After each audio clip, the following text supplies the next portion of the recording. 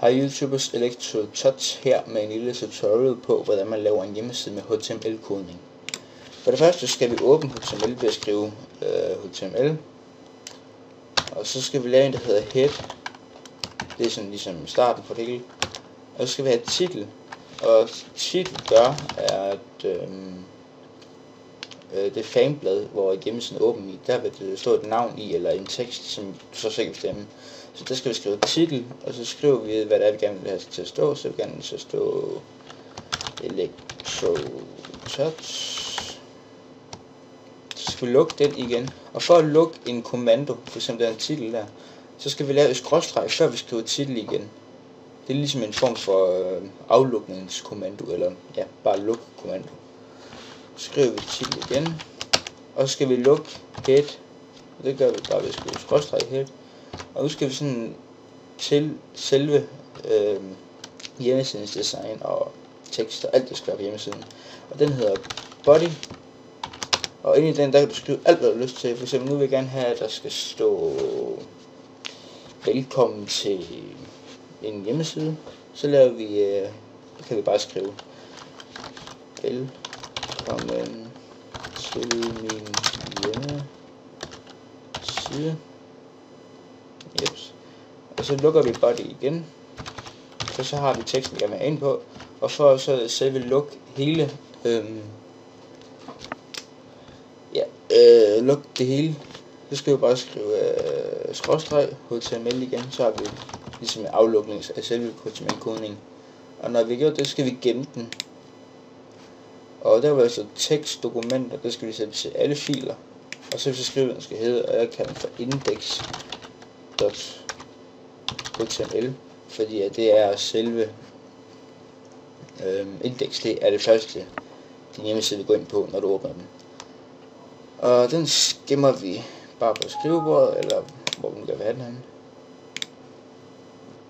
Og lad mig lige finde den. Jeg har måske lidt for mange ting i mit skrivebord.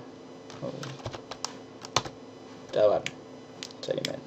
Her har vi den, og så højreklik på den og åbn som, og så vil vi sige Google Chrome eller Internet Explorer, eller hvad du nu bruger. Og nu har jeg lige gjort skærmen lidt lille, så jeg skal lige få den til jer. Som I kan se, så står der velkommen til min hjemmeside. Men selvfølgelig, jeg vil gerne have, at det skal være overskriften, og det må gerne stå lidt større. Så for at få det til at gøre det, så går vi ind i vores tekstdokument igen. Finder vi lige frem. Der var det, og så åbner vi det med notesblok, eller hvad du gerne vil bruge.